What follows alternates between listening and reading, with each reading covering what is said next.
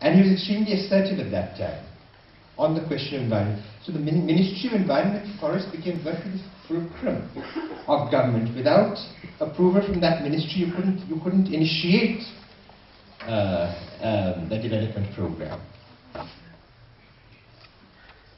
When Mrs. Gandhi passed away, in Shakti Sthal, which is her samadhi, many of you would have visited it.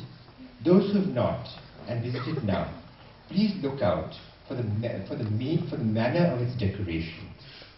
It has rocks all over, stones, but stones from every part of India, all transported with the help of the Ministry of Defence, military trucks, which brought stones from as far away as the Andamans, and they'll all be found there, decorated across the entire Shakti Sthal.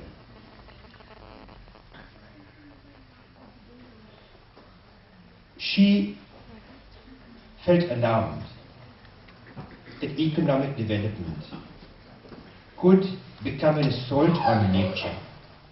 And in her view, the best form of development was one that would come in harmony with nature. But I spoke in terms of animals, stones, others. What about human beings? She had a particular concern for tribals. I told you about the Project Tiger and her concern for tribals. And recently, of course, you have had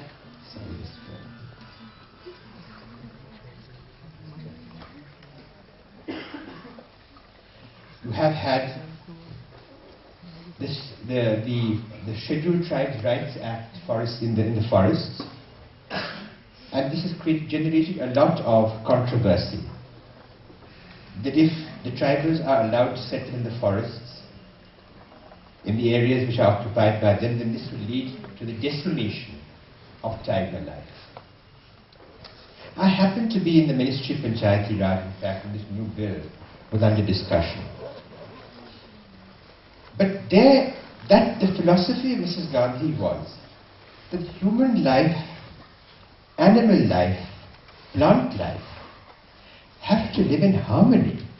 And I read out to you in the very beginning. She had her deep interest was this. My deep interest in this our only earth was not in itself, but as a fit home for man. So she was not one of those environmentalists who felt that you protect the environment no matter how much the human costs. The purpose of protecting the environment was to enrich human life.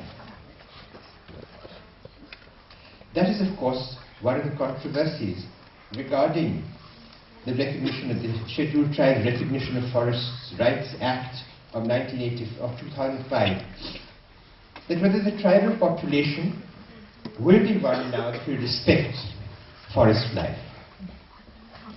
We do know that in 1865, when the British came up with their first Indian Forest Act, what they had done was they expropriated the forest land from the tribals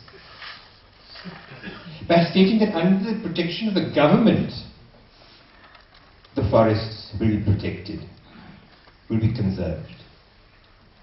But their intention is very clear, because the first time they really interfered in forests was in 1806, where they actually took control of forests with the objective of being able to exploit Malabar teak.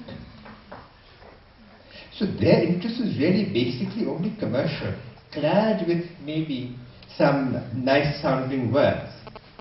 And since English was their language, of course, they could devise pretty words to disguise this.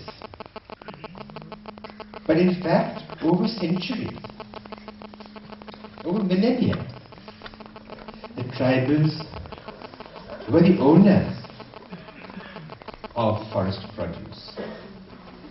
And they respected forest produce. They did not exploit it. Even today, if you go to the Andamans,